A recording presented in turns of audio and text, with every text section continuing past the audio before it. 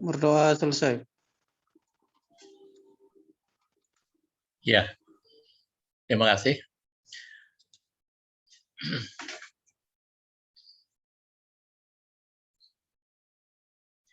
Ya, jadi seperti tadi, maka pertama akan saya sampaikan dulu mengenai kontrak belajarnya.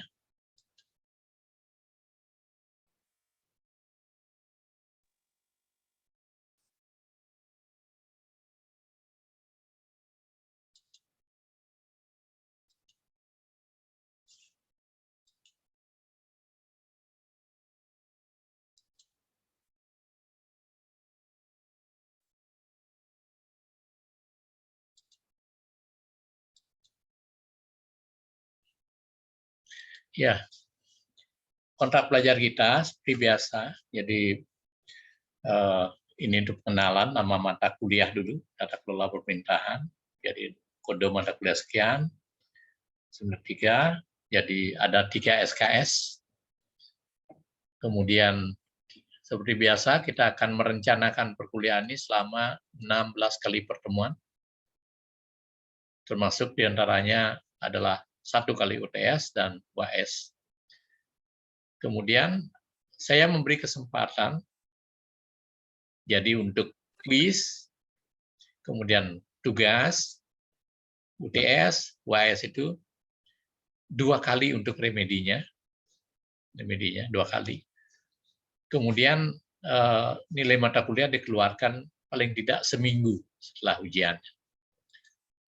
Nah, apa yang kita akan capai dalam pembelajaran ini? Jadi Anda diharapkan mampu menerima secara positif dan menginterpretasikan dasar-dasar tata kelola pemerintahan di Indonesia.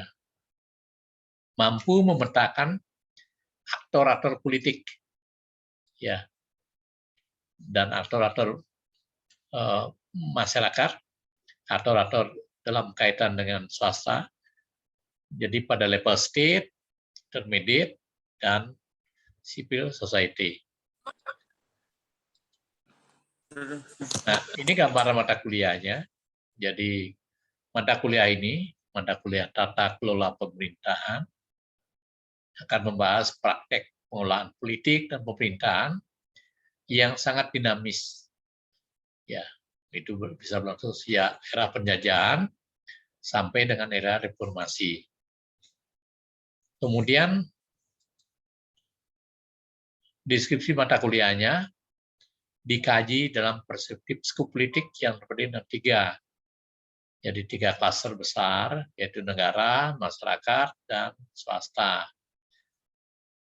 Hal ini kemudian mensyaratkan mahasiswa untuk memperoleh pemahaman teoritik lebih mendalam dan komprehensif dalam rangka untuk mencapai tujuan pembelajaran. Nah, ini rencana pembelajarannya. Jadi di pertemuan pertama, jadi ada pengertian governance-nya sampai penyampaian kontrak belajar ini. Kemudian seterusnya seperti itu. Nah, yang perlu Anda perhatikan di pertemuan keempat, ingat ganjil mulai pertemuan keempat, itu sudah ada kuis. Jadi jangan sampai nanti Anda tidak tahu, kuis ada di pertemuan keempat. Materinya adalah materi pembelajaran ke pertama, 2, dan 3. Kemudian pertemuan ke-6 itu ada, maaf ini salah, paper. Ya, ini sudah ada papernya. Jadi materinya itu berkait dengan materi pertama sampai ke-5. Kemudian pertemuan ke-8 itu ada UTS. Jadi materi pertama sampai ke-8. Pertemuan ke-10 itu remedial.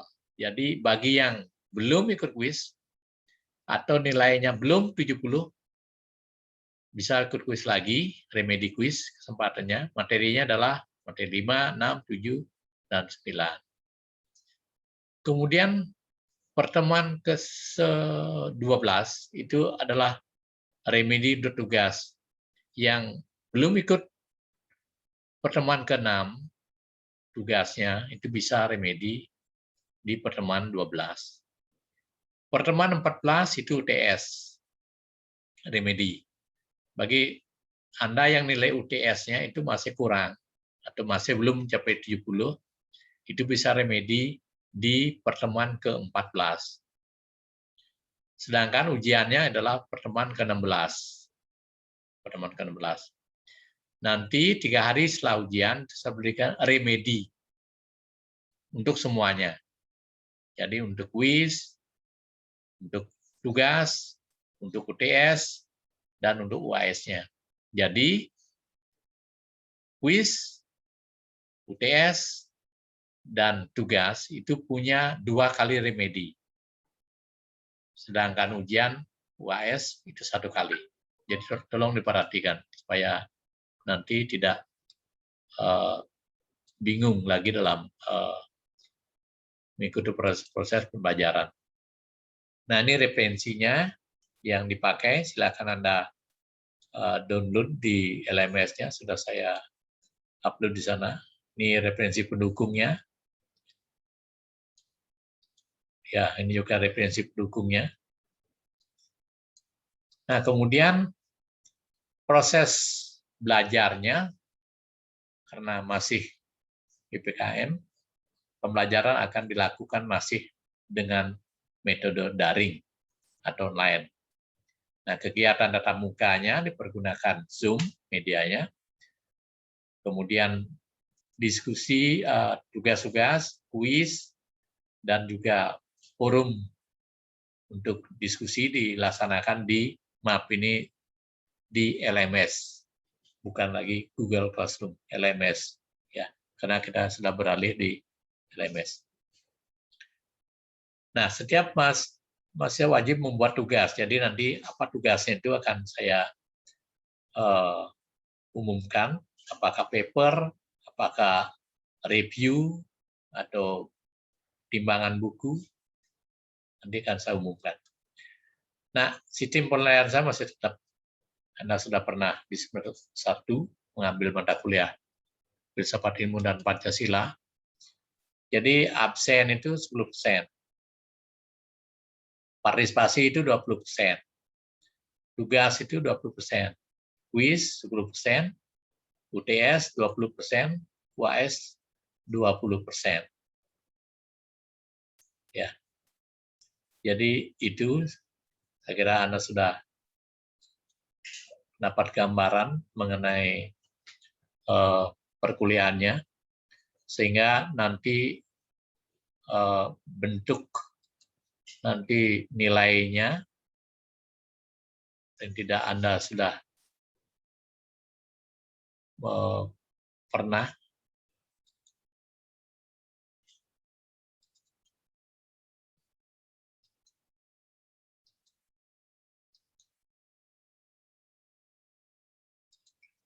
ya, ini contoh mata kuliah Anda dulu yang lalu ya.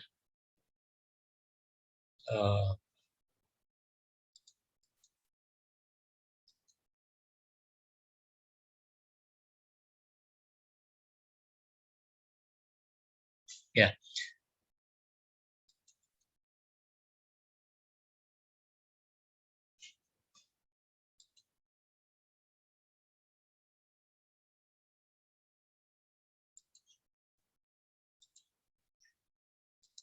Nah, ini yang rekap dari penilaian pembelajaran Anda. Baru 1 kali pertemuan dari pagi. Sudah kelihatan bedanya ya antara yang masuk dengan tidak, seperti ini sudah ada nilainya. Kemudian antara yang aktif dengan yang tidak, sudah ada nilainya. Ya. Jadi seperti misalnya Iberta, ini aktif di forum, juga Emmanuel, kemudian Haryati, 3 orang yang aktif di forum. Kemudian sudah ada nilainya seperti ini. Saya akan selalu memberikan penilaian seperti ini, sehingga Anda tidak bisa mengandalkan hanya satu kriteria. Jadi mengharapkan dari ujian akhir semester misalnya untuk mendapatkan nilai maksimal tidak akan tercapai. Ya, perlu nilai UTS-nya, kuisnya, tugas, dan keaktifan. Jadi akumulasi itulah yang kemudian mendasari penilaian yang saya berikan. Dan dalam sistem penilaian ini, jadi saya selalu siap untuk dikomplain dengan mendasarkan pada bukti. Ya, misalnya, jadi saya udah absen, belum masuk absen seperti itu, jadi screenshot dari absen itu Anda kirimkan ke saya, maka saya akan cek, kalau benar maka saya akan lakukan perubahan seperti itu. Jadi ini bentuk dari keterbukaan, transparansi dari penilaian yang saya ajukan. Jadi Anda selalu bisa komplain nanti. Nah, di akhir pembelajaran nanti, setelah ujian, tetap saya akan pilih 3 orang. Jadi peringkat 1, 2, dan 3 di kelas. Yang saya berikan selalu sertifikat juara kelas. Tetapi kalau mereka bisa bersaing dengan 6 kelas yang saya asuh, bisa mencapai juara umum, 1, 2, 3, itu tetap saya berikan hadiah buku yang saya tulis. Jadi bentuk penghargaan kepada mereka yang rajin adalah seperti itu. Jadi sertifikat dan buku kalau bisa juara umumnya. Kalau juara kelas ya sertifikat saja. Ya, silakan. Kalau ada pertanyaan mengenai kontrak belajar, rencana pembelajaran semester, dan sistem penilaian yang masih belum jelas, silakan ditanyakan.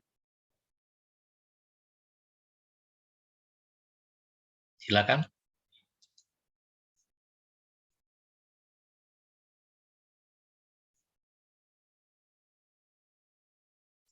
Ya, kalau tidak ada pertanyaan, saya anggap Anda sudah jelas, maka saya akan mulai materi yang pertama.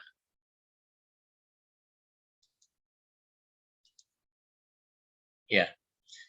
Nah, seandainya nanti waktunya, waktu Zoom, dengan dibatasi 40 menit, tidak mencukupi, nanti kita terpotong, silakan nanti lihat pengumuman di grup, saya akan kirimkan link Zoom yang kedua.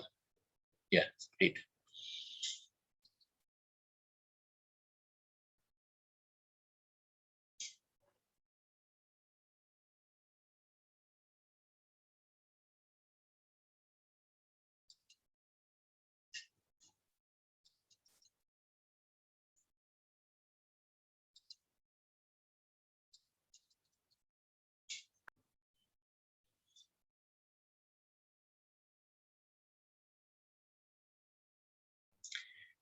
Ya, kita akan mulai materi pembelajaran pertama. Jadi pertama itu biasanya pemahaman tentang pengertiannya dulu. Apa sih pengertian? Wih, itu udah. Maaf.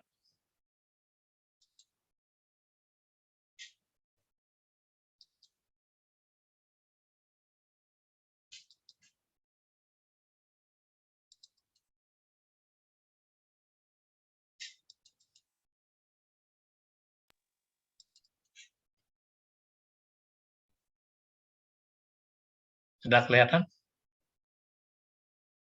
Apa sudah kelihatan? Belum, Pak. Hah? Belum, Pak. Belum, Pak. Sudah, Pak. Belum, Pak. Belum, Pak. Belum, Pak. Belum, Pak. Sudah nampak? Sudah, Pak. Sudah, Pak. Sudah. Sudah, Pak. Ya. Udah, Pak. Udah, Pak. Udah, Pak. Jadi apa namanya? Pertama kita akan mempelajari tentang perubahan paradigma. Ini sebenarnya terjadi dalam administrasi publik dan pemerintah juga. Jadi perubahan dari sesuatu paradigma old public administration atau paradigma administrasi negara lama. Jadi sesuatu yang ditandai oleh birokrasi yang kaku, rigid, kemudian sangat formal, garis komando. Ini biasanya dianut oleh birokrasi Weberian, oleh Max Weber sebagai tokohnya. Nah, kemudian jadi paradigma baru, New Public Management. Jadi sudah di sana dianut mekanisme pasar dalam pelayanan publik, dan ada karya dari Gebler, Almond dan Gebler, yaitu mewirausahakan birokrasi atau reinventing government seperti itu. Nah, kemudian yang terbaru yaitu New Public Service. Jadi asumsinya masyarakat sipil bukan lagi objek pelayanan, melainkan subjek pelayanan. Jadi sudah berubah paradigma. Kalau dulu pemerintah menganggap jadi masyarakat itu sebagai objek, maka sekarang masyarakat dirangkul malah sebagai subjek, pelaku malah. Nanti akan kita jelaskan dalam konteks governance, bagaimana posisi rakyat sebagai salah satu pilar dari governance. Nah, ini pergeserannya. Jadi bila all public administration, kita kenal misalnya dengan postcode. Jadi planning, organizing, staffing, directing, coordinating, reporting, budgeting, itu semuanya paradigma all public administration. Kemudian berubah menjadi Favrier, policy analysis, financial management, human resource management, information management, external relation. Ini di new public management. Jadi kelihatan sekali titik tekan atau yang menjadi fokus dalam paradigma itu sangat berbeda. Nah, bagaimana dalam konteks pemerintah? Ketika sudah public service, government itu sudah berubah menjadi governance. Jadi kita tahu bahwa government itu suatu organisasi pengelolaan berdasar kewenangan tertinggi negara dan pemerintah. Jadi di sini tidak ada masyarakatnya. Masyarakat hanya dijadikan sebagai objek dan organisasinya bersifat formal. Ya. Nah, governance atau tata kelola pemerintahan atau disebut juga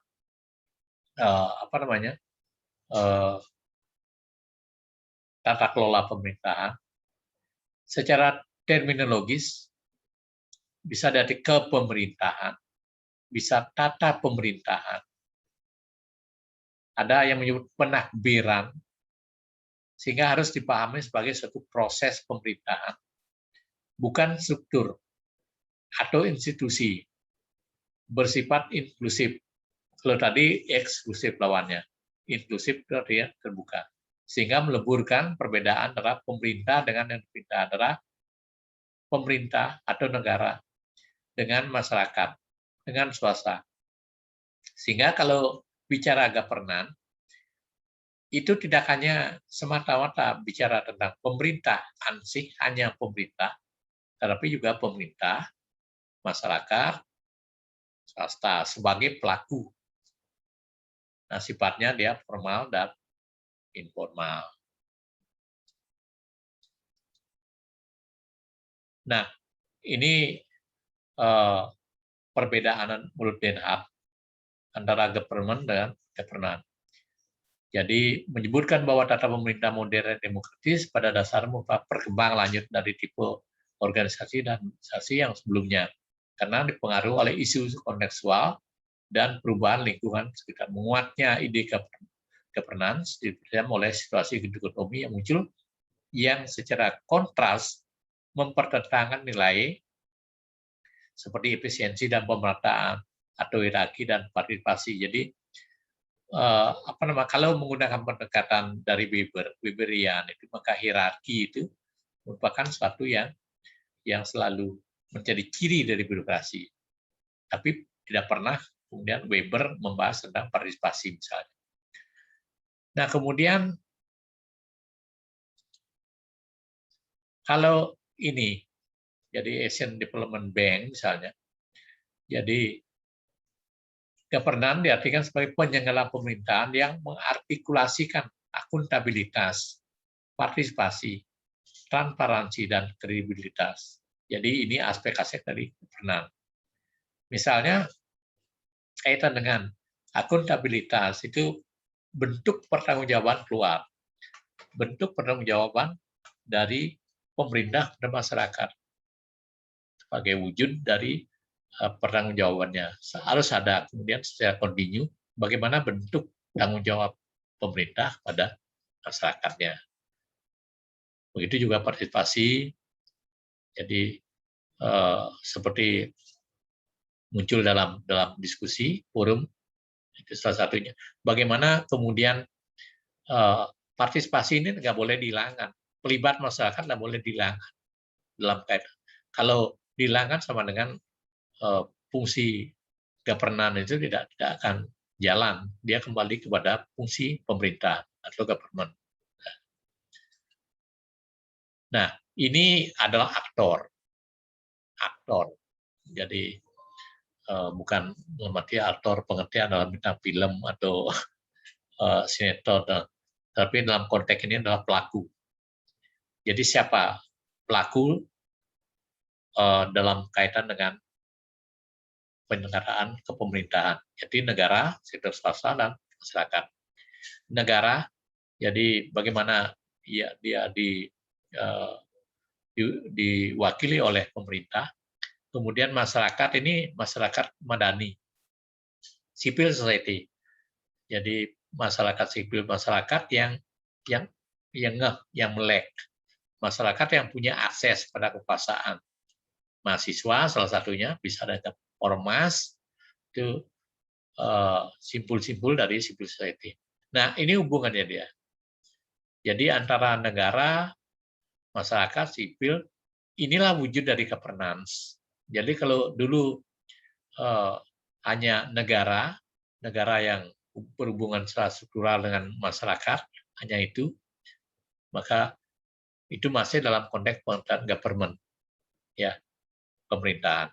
Ketika kemudian aktornya sudah bertambah dan kemudian terlibat dalam kaitan kemudian dengan pengguna pasar seperti ini, masyarakat sipil, sektor swasta, dan pemerintah ketiganya terlibat secara aktif, maka dia berubah menjadi governance. Ya, jadi ada relasinya, ada hubungannya, ada titik irisnya. Ya. Dalam konteks pertanyaan tadi, apa pentingnya, apa untungnya bagi pemerintah ketika kemudian melibatkan swasta misalnya? Ya, itu sudah saya tanggapi di forum. Jadi kita sekarang ini belajar karena ada kesempatan belajar di universitas, dan itu Universitas Warmadewa. Salah satunya adalah keterlibatan swasta dalam sektor pendidikan. Jadi inilah peran swasta yang tidak bisa dilepaskan. Bahkan dalam bidang pendidikan, bandingkan dengan perguruan tinggi negeri, perguruan tinggi swasta itu jauh lebih banyak. Artinya pemerintah tidak mampu atau tidak akan mungkin mampu untuk bekerja sendiri dalam menangani sektor pendidikan. Begitu juga di swasta, ya, di kesehatan. Banyak rumah sakit swasta yang memberikan pelayanan pada masyarakat. Nah, aktor dalam kalau bisa kita jelaskan, sektor negara ini atau aktor yang berkaitan dengan negara ini adalah semua lembaga-lembaga politik dan lembaga-lembaga sektor publik. Sektor meliputi perusahaan-perusahaan swasta di berbagai bidang dan sumber informal lain di pasar ekonomi. Masyarakat meliputi organisasi swadaya masyarakat, organisasi profesi, ya, yang berinteraksi secara formal dan informal. Nah, kalau kita jelaskan masing-masing aktor itu, jadi negara yang diwakili oleh pemerintah ini bertugas mewujudkan dukungan politik, ya. Jadi kondusivitas, bagaimana agar bisa aspek-aspek sosial ekonomi itu kemudian bisa terintegrasi. Kemudian komitmen politik mengenai restrukturisasi ekonomi, sosial, dan politik. Stabilitas politik diantaranya bagaimana pemerintah bisa mengatur sedemikian antara aspek partisipasi dan stabilitas ini akan tetap terjaga.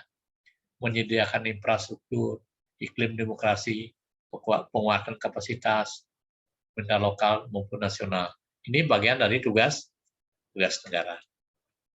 Nah, bagaimana dengan sektor swasta? Jadi dia memainkan peran penting dalam pendekatan pasar.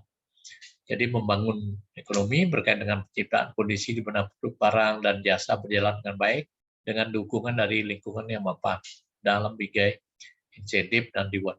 Jadi pada masa pandemi ini banyak peran swasta yang bagaimana kemudian dia ikut terlibat dalam pemberian sumbangan misalnya makanan, kemudian masker dan lain sebagainya. Dan kemudian dia juga sangat, terutama ada perusahaan yang tetap menjaga bagaimana tidak sampai mem-PHK karyawan padahal dia sendiri tidak mendapatkan misalnya hotel, tamu-tamu tidak ada atau sangat minim seperti itu. Ini luar biasa peran sektor swasta. Nah, kemudian masyarakat sipil ini ya fungsi utamanya adalah bagaimana dia mengontrol, mengendalikan, bisa mengawasi pemerintahan seperti itu agar tetap berjalan di rel yang benar.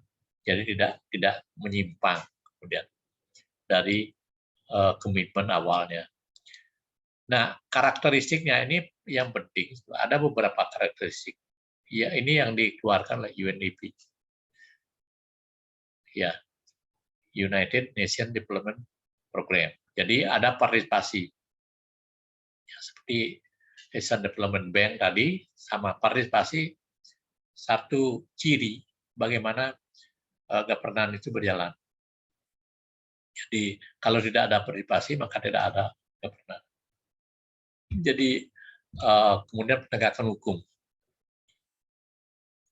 Kemudian ada transparansi, ada responsivitas. Kemudian ada orientasi pada konsensus, ada kesetaraan atau keadilan, ada efektif dan efisien, ada akuntabilitas, ada visi strategik. Jadi semuanya ini merupakan karakteristik dari good governance.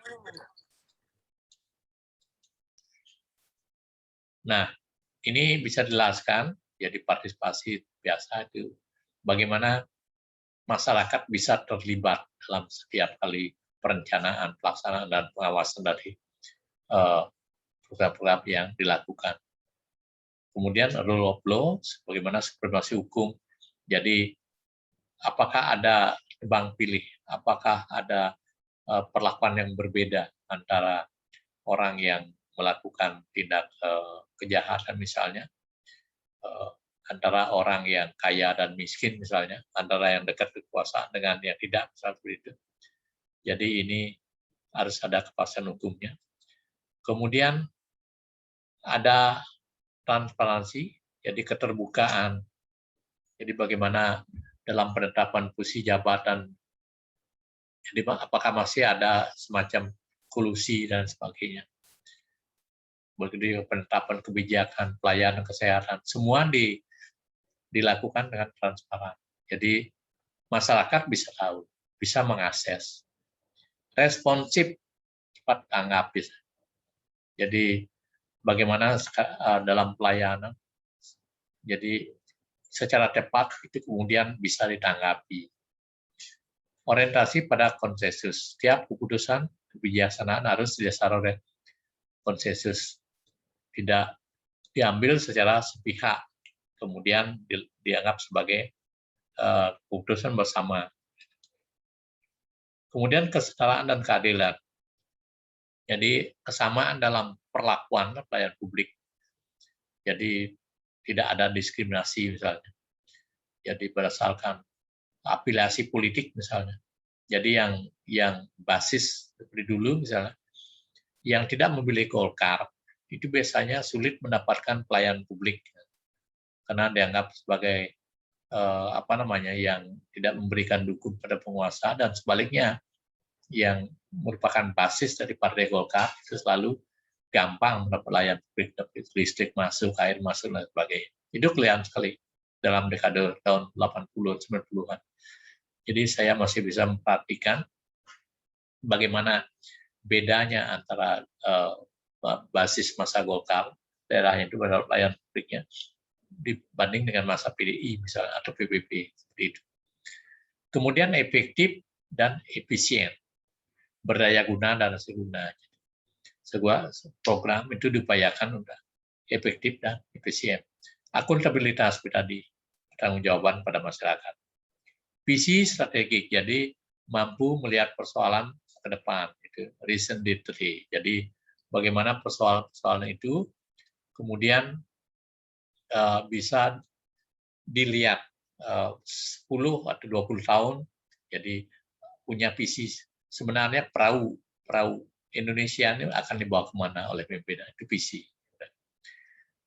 Nah, bentuk realisasinya dari good governance dan clean governance, penguatan fungsi peran lembaga perwakilan.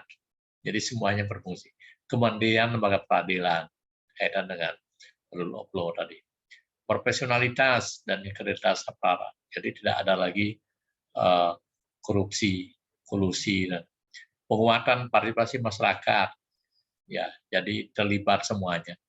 Jadi tidak ada larangan atau tindakan masif dengan penangkapan bagi yang demo misalnya seperti itu. Peningkatan kesejahteraan masyarakat dalam rangka otonomi daerah. Jadi distribusi power. Jadi tidak sentralisasi tapi melaksanakan kemudian dispersi of power. Saya kira itu jadi materi kuliah kita yang pertama. Ya, masih ada waktu. Saya kira cukup satu sesi untuk pertemuan pertama ini. Silakan kalau ada pertanyaan, ada 2 menit. Inilah maju. Saya, Pak. Itu nih. Emmanuel. Ya, silakan. Ya, langsung pada pertanyaannya. Bukan pertanyaan sih sebenarnya, Pak. Itu letaknya di slide 3, Pak, di bagian latar belakang di New Public Service. Di situ mengatakan masyarakat sipil bukan lagi objek pelayanan, melainkan subjek pelayanan. Saya kurang mengerti Pak, maksudnya gimana. Ya, jadi dia sebagai masyarakat sipil itu perubahan status masyarakat yang dulunya dikenai hanya sebagai objek, itu sekarang sebagai pelaku, sebagai objek. Maka perannya dia dalam kaitan dengan masyarakat, kait dengan pemerintah itu menjadi jauh berubah dari objek, dari satu yang pasif sekarang menjadi subjek, satu yang aktif. Saya kira itu ringkatnya. Di waktunya sudah habis, maaf. Jadi bisa kembangkan nanti di forum. Silakan satu orang, mungkin Gongadek. Silakan pimpin doa penutupnya. Oh iya. Langsung ditutupnya Pak. Ya, waktunya habis. Silakan nanti Oh, ya. dilanjutkan di forum. Oke, untuk Dilanjutkan di teman-teman forum. semua, sebelum kita mengakhiri pertemuan pada kali ini, mari kita berdoa menurut agama dan kepercayaan masing-masing. Berdoa mulai. Berdoa selesai. Ya, Dengan ini pertemuan pertama kita sudah berakhir. Terima kasih untuk Bapak dosen dan teman-teman yang sudah berkesempatan hadir. Terima kasih. ya, terima kasih Kak Dek. Ya, silakan bagi yang mungkin ada masih pertanyaan, silakan